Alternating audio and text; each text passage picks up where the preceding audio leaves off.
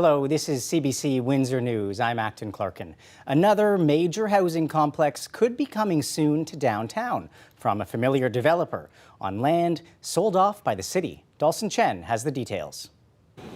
I'm Dawson Chen in Windsor's core, and you can add another key downtown property to the holdings of London-based developer Shmuel Farhi. Today, the City of Windsor announced that this municipally owned parking lot has been sold to Farhi Holdings Corporation. And Farhi says he has ambitious housing plans for the site. Build whatever you can build into the future, and it's either I believe it or not believe it. And we're going to do something very beautiful here. The minute the city will give us the permit, you're going to see the machines starting.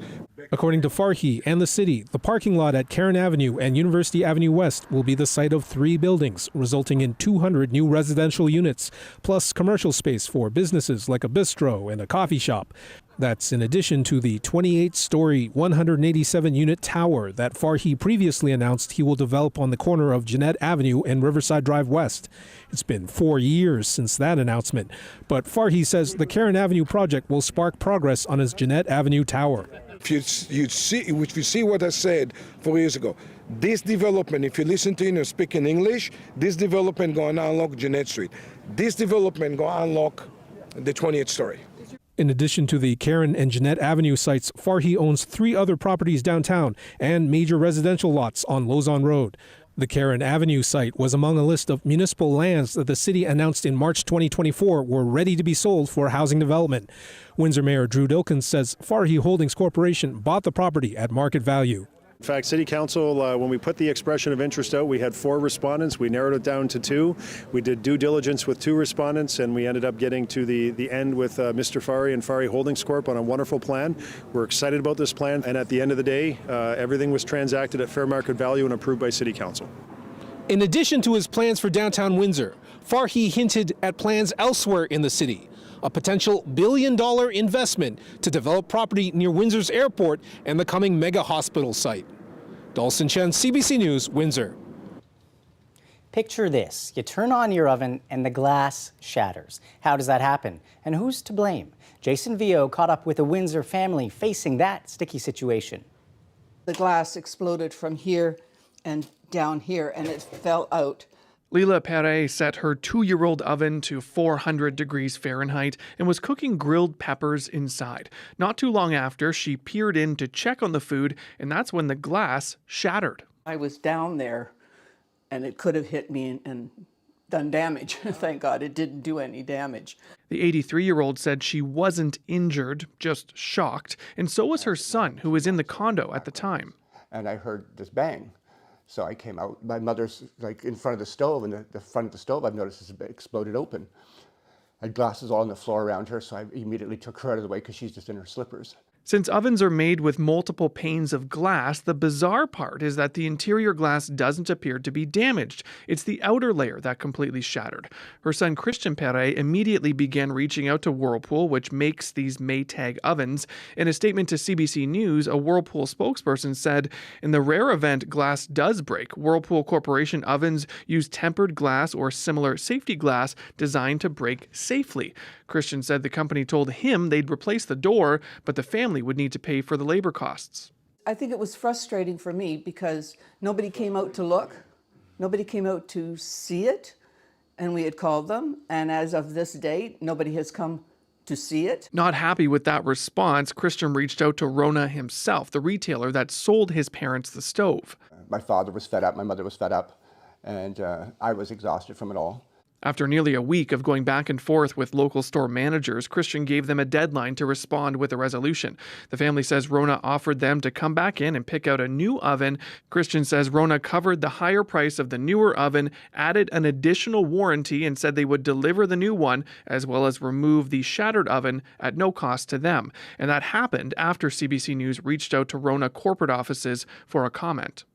And the fact that something can explode and glass can be shattering at you, that's a danger and that's a hazard. And so I want people to realize that be careful if something like that happens. Just don't accept the fact, oh, it broke and I'll take a new door. No, look into it further and find out what your rights are. The family is expected to get their new oven on Thursday and the old shattered one removed. Jason Vio, CBC News, Windsor. Good thing I don't really like to cook, but time now for a look at our forecast. Colette Kennedy is here. Colette, what can you tell us? Well, I can tell you that today was very much where we should be for this time of year in terms of seasonal conditions with temperatures. But, and this would be a longer explanation we don't have time for, it's more often that we're not exactly hitting seasonal anyway. So here it is. We got there, normal high 7. Today's high 7, normal low 0, very close to that. In fact, we were a tiny bit on the mild side. Some energy to the north, some energy to the south. We are in between enjoying some nice calm weather, increasing cloudiness, 1 the low again tonight, and how about 9 degrees Acton tomorrow afternoon? I love it. Thanks so much. Chat again soon. Sure. The city is setting up its annual Bright Lights Windsor Holiday Festival in Jackson Park. This year, organizers say it will be bigger and better. I think we don't like to do anything mediocre, and we like to continue to make things great. So every year we look at things and see what's cool and new, and if we can kind of add some of those extra moments. We do have a lot of good selfie moments and features, so we like to add those kind of items into the park each year to make it exciting and enjoyable for our folks that come and visit. The event will have expanded hours and more attractions, including special programming at the Chalet for seniors and kids and daily mobility tours. Bright Lights begins November 28th. It runs every night between 5:30 and 10, wrapping up January 7th. Admission, as always, it's free.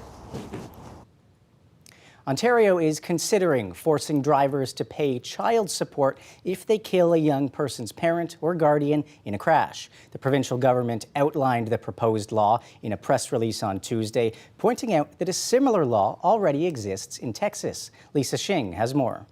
5 years ago, Bob Kiro's son, Robert, was killed by a drunk driver while out for a morning run. He kissed his wife goodbye and was gone only 10 or 15 minutes when a driver came through the intersection driving at high speed. He left behind 4 children, ages 14 to 19, and that's why Kiro supports the Ontario government exploring making impaired drivers pay child support if they kill the parents or guardian of a minor. It's not ever going to make it better or easier for the person emotionally, but at least if you can remove some of that financial obligation that came with this, unexpectedly. The devastating impact reaches far beyond the immediate loss. The province floating the idea as it's been cracking down on crime in recent months. We're looking at other jurisdictions to see what they do. In 2023, Texas introduced a similar law that requires drivers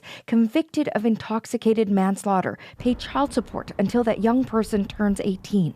Canada's Mothers Against Drunk Driving supports potential legislation, but says insurance companies may already provide some coverage. It's really important that insurance is a part of these consultations, because I don't think we're going to eliminate the role of insurance. I think that will still be the main support. It's a good idea in principle. This criminal lawyer says this measure might not deter someone from driving impaired, and it's assuming the person who injures someone or incidentally, kills somebody has money. That's the assumption. Right? Which is not the case, I can tell you, for a lot of people. For Kiro, though, a law would also be symbolic. The driver taking on at least some of the financial burden after taking a life. Lisa Shing, CBC News, Toronto. Dozens of women could be victims in a voyeurism case in Chatham, Kent. Local police first charged a 33-year-old man last week with voyeurism, indecent exposure, and criminal harassment, saying the man could have used recording devices. Investigations now believe there could be more than 100 victims, all women. The incidents occurred between September and October 2025.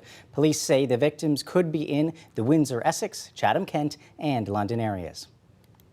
There's been some drama going down at Queen's Park. The opposition leader got kicked out of the chamber Wednesday. Then protesters made sure their voices were heard, all after the province fast-tracked a divisive bill. Lorenda Redekop has the latest. The one thing this minister will not do is take responsibility for the mess that he has created. An already heated question period turned explosive as the opposition leader asked the government about its skills development fund. It is the endless grift of a anti-democratic and, yes, corrupt government. The speaker asked her to withdraw the word corrupt. Speaker, I will not. I am warning the member. You will have to leave the chamber. Kicked out, cheered by her own party, jeered by the government members. It's over a $2.5 billion fund, with lower scored applicants sometimes receiving millions of dollars, some with connections to the PC party.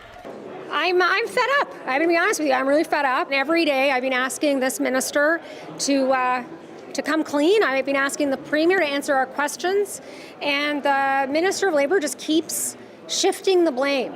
The minister defended the system. Our ministry officials play a critical role in safeguarding the integrity of the Skills Development Fund, and together we've built strong backstops. Hours later, passion and frustration outside the legislature. Hundreds of people protested, upset about another issue, Bill 33, legislation giving more power to the education minister. It passed today, fast-tracked. I don't think we were heard beforehand, and I think we need to keep protesting so that our words get heard by the people who can make those changes. But the education minister says he needs the extra power to be able to take over school boards where trustees are misspending. I've made it very clear from the very first day I took office that I was not going to allow the system to remain the same, that I was going to do everything in my power to put school boards back on track. When that vote easily passed with the PC majority, The ayes being 74, the nays being 40. Anger erupted, with some visitors also kicked out. Shame! Where's our democracy? Corrupt supervisors, party insiders! But one person who couldn't vote, the NDP leader, her seat empty, booted out for the whole day. We will keep fighting it. We're going to make life very uncomfortable for them until they repeal that bill. But in the past, it's taken more widespread public outcry before the government has backtracked on decisions, meaning something much more than today's protest. Lorenda Redicop, CBC News, Toronto. It's no secret that many of us are eating more ultra-processed foods, and new research suggests it's linked to increased risk of chronic diseases, including some you might not think are connected to what you eat at all. As Jennifer Yoon explains, some health experts say now is the time to take action. TV dinners, mass-produced spreads, and breakfast cereals. Millions of Canadians eat ultra-processed foods. Now a warning from top global experts on how harmful they are. Human beings are not adapted to ultra-processed food. In a series of studies published in The Lancet, researchers found eating more ultra-processed foods was associated with higher risk of several diseases like obesity, type 2 diabetes, heart disease, and depression.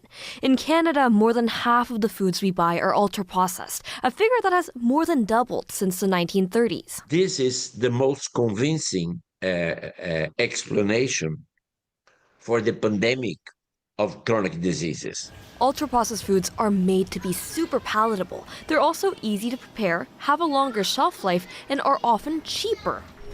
This researcher says food literacy is a big contributor to childhood obesity in Canada. Simply understanding how to hold a knife and chop up vegetables. That's a simple food skill that some families and children do not have.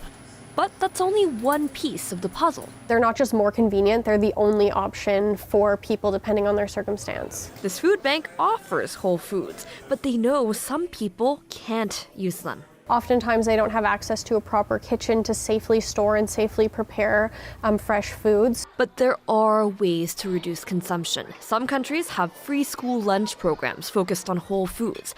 Others have labeling requirements for unhealthy foods. Canada can take steps too, says this researcher. We have a great opportunity to address the chronic diseases that we're facing in this country by changing the food system, and we can't just be the last country to do so. Researchers argue policies that help Canadians access and choose healthy food will prevent diseases down the line. Jennifer Yoon, CBC News, Toronto. A former Canadian Olympian is facing new drug charges in the United States. More details.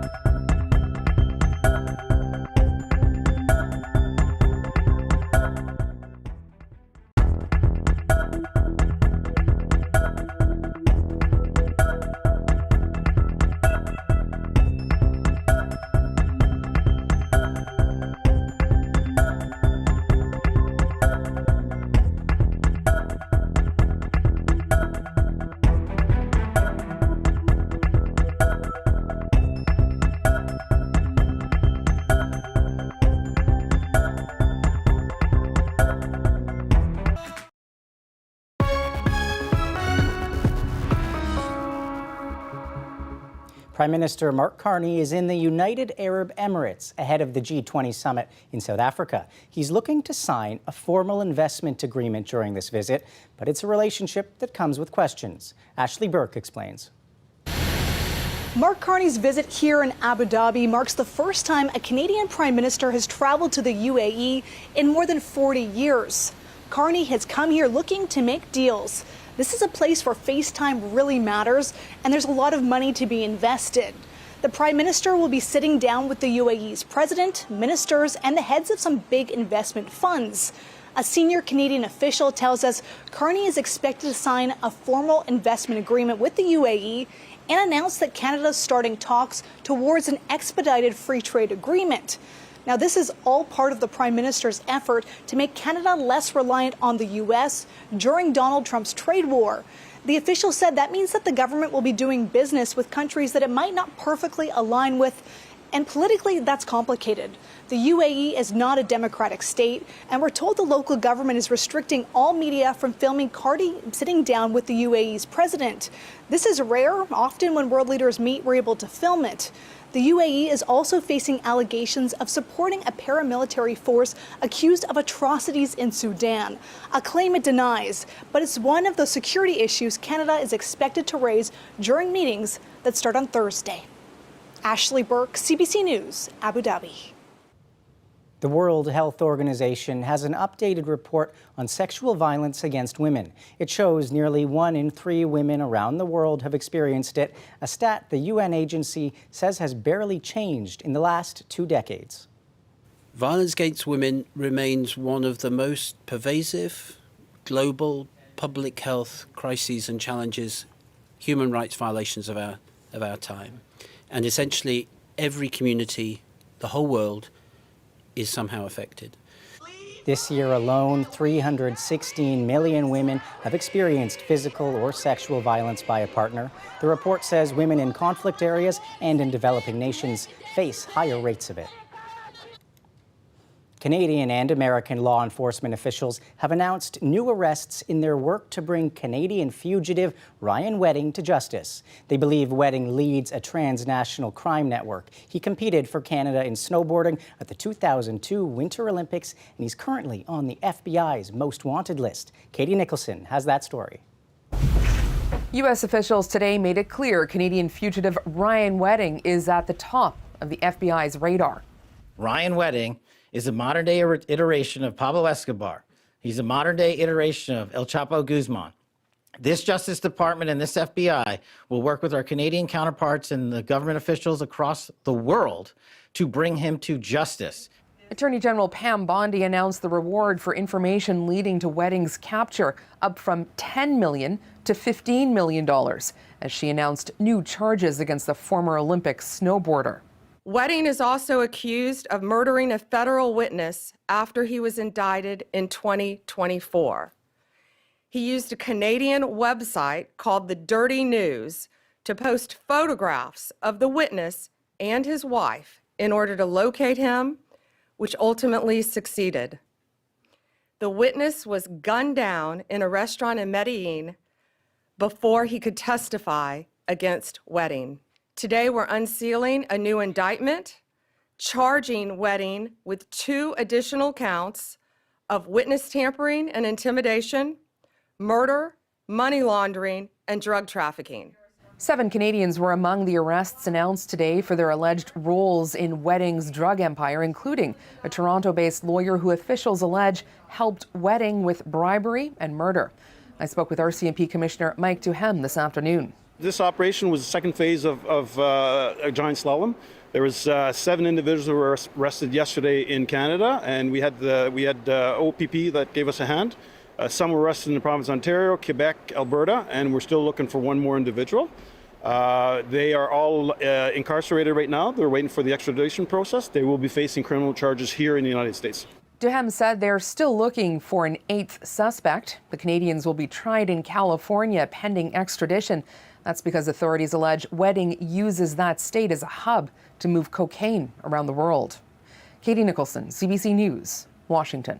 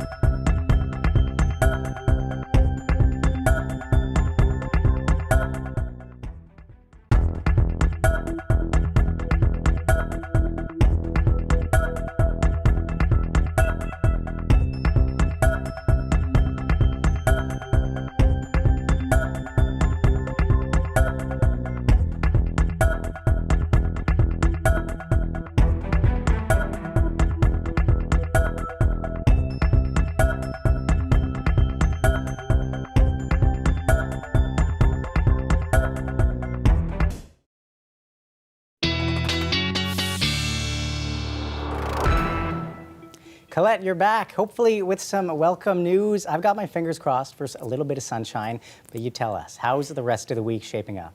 Yeah, well, I can tell you that the mild, that will be there. But for tomorrow, not a lot of sunshine as we've got some low clouds that are coming in, but it's not going to be forever. We're actually going to see some nice weather coming our way. I did want to start off, however, with just a look at our daylight hours and what we have. So looking at the sunrise for tomorrow, almost 7:30 there, and sunset tomorrow, still after 5 o'clock, but not that much, 6 minutes after 5. So the hours of daylight that we get is just over 9.5 hours at this time of year as we're in November. Current temperatures 2 degrees, Chatham, Kent, Windsor as well. We've got 3 for Sarnia and a little cooler London to Kitchener. There the temperatures at 1 degree. But I just wanted to show you it's nice to have winds that are on the calmer side because we had several days with the stronger winds, and then these last couple of days getting to enjoy things where even if the temperature slides in some areas just below freezing, that there's not so much of a wind chill factor in those early morning hours. So here's some of the cloud cover that's coming in, but what we're getting there tends to be some of the higher, more mid-level. It's the lower level cloud that's going to be coming in tomorrow. That's why we're going to have less of that brightness in the sky. Active weather to the north, however, northwestern Ontario, and that track is going to be eastward. So there is a cold front trailing with this, but I don't anticipate it having really an influence on our weather. If you're going to be traveling towards the nation's capital as you get towards Thursday night into Friday morning, the risk for some freezing rain there in southern Quebec. But the main storm track here, the jet stream now and those upper winds to the south of the Great Lakes and even to the south there, southwestern Ontario. So here's some of that lighter cloud. Then I'm going to push this forward as we're approaching midnight. It's getting thicker and coming in, and sure enough, 6 a.m. We're becoming nearly overcast, and that continues to spread eastward. And so that's why sunshine, not so much, but temperatures are going to be on the mild side. There's that front passing, an isolated shower through Sarnia, or just the slimmest chance. Not too much we're going to worry about there. Overnight temperatures here, Windsor 0 may slide just below to -1, 4 degrees for Chatham, Kent at 6 a.m. You'll probably have some cooler numbers there in the overnight hours. So 9 degrees tomorrow. Look at Friday, 12 degrees. We'll get some sunny breaks at least. The weekend looks great. A slight correction with temperatures Saturday. And otherwise, I mean, double digits, well above seasonal. Double digits, we'll take it. Thanks, Colette. You're welcome. That's our show. Thanks for watching, folks. Don't forget, you can head to our website for news anytime. While you're there, download the app, CBC News. Thanks so much.